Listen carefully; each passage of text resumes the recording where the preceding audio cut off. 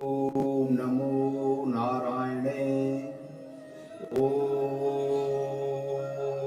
नमो नारायणे। गरुड़ जी ने कहा कि हे प्रभु, आप मुझे उन नरकों का स्वरूप और भेद बताएं जिनमें जाकर पापी जन अत्यधिक दुख भोगते हैं। भगवान श्री विष्णु ने कहा कि हे अरुण के छोटे भाई गरुण, नरक तो हजारों की संख्या में है, सभी को विस्तृत रूप में बताना संभव नहीं है, अतः मैं मुख्य मुख्य नरकों को बता रहा हूं। हे पक्षीराज, तुम मुझसे यह जान लो कि रौरव नामक नरक अन्य सभी की अपेक्षा प्रधान है।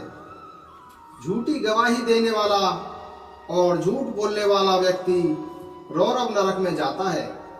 इसका विस्तार 2000 योजन है। जांग भर की गहराई में वहां दुस्तर गड्ढा है।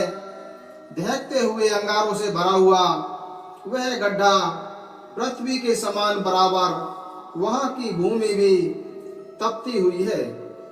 उसमें यम के दूत पापियों को डाल देते हैं। उस जलती हुई अग्नि से संतप्त होकर पापी उसी में इधर उधर भागता है। उसके पैर में छाले पड़ जाते हैं जो फूटकर बहने लगते हैं। रात दिन वह पापी वहां पर बैठा उठा उठा कर चलता है।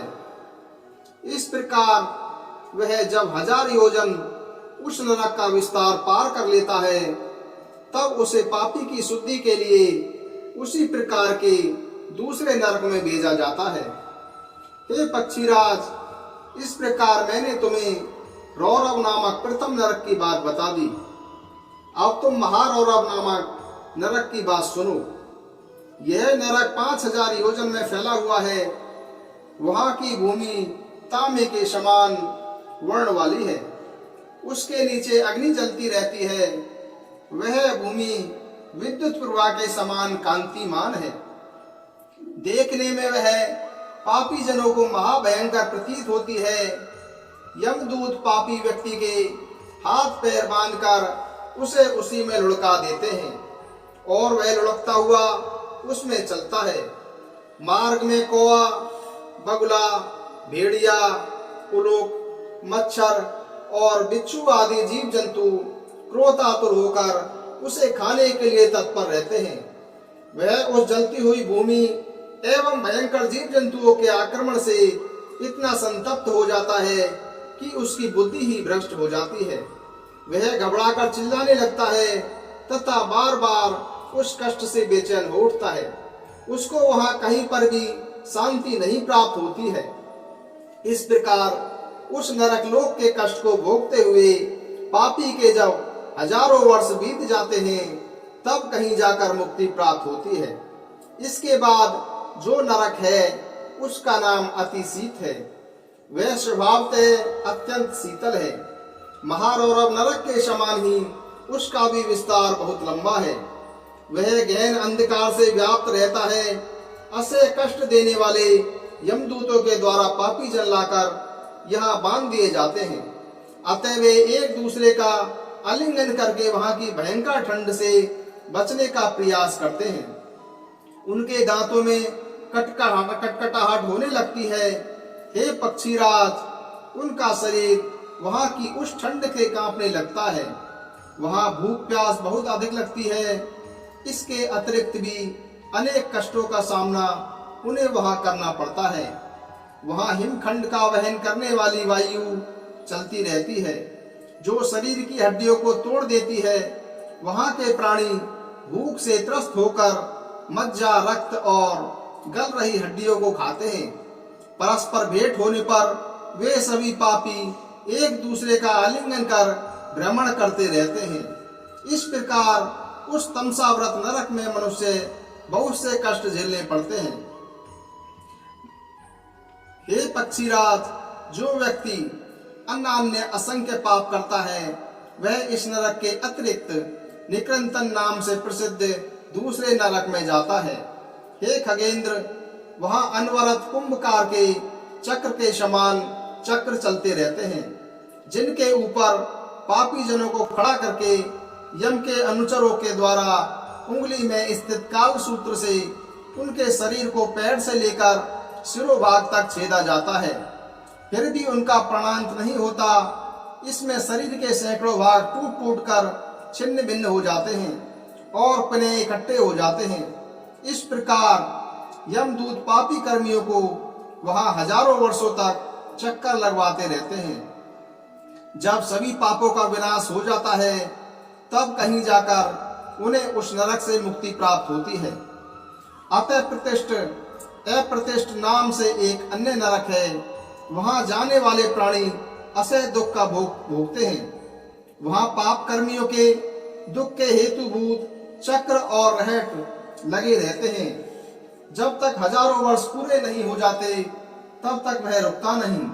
जो लोग उस चक्र पर बांधे जाते हैं वे जल के घट की भांति उस पर घूमते रहते हैं।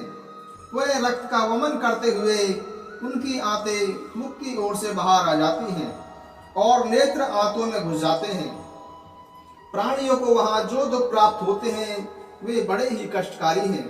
हे गरुण, अब असीपत्रवन नामक दूसरे नरक के विषय में सुनो।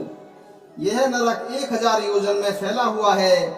इसकी संपूर्ण भूमि अग्नि से व्याप्त होने के कारण जलती रहती है। इस भयंकर नरक में 7 सूर्य अपनी सहस्त्र सहस्त्र रश्मियों के साथ सदैव तपते रहते हैं, जिनके संताप से वहां के पापी हर क्षण जलते ही रहते हैं। मांसाहारी बलवान कुत्ते उसमें विचरण करते रहते हैं।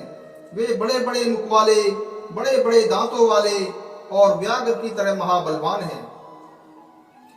हे तात, असीपत्रवन नामक नरक के विषय को मैंने बता दिया। अब तुम महाभयानक तप्त कुंभ नाम के नरक का वर्णन सुनो। इस नरक में चारों ओर फैले हुए अत्यंत गरम घड़े हैं।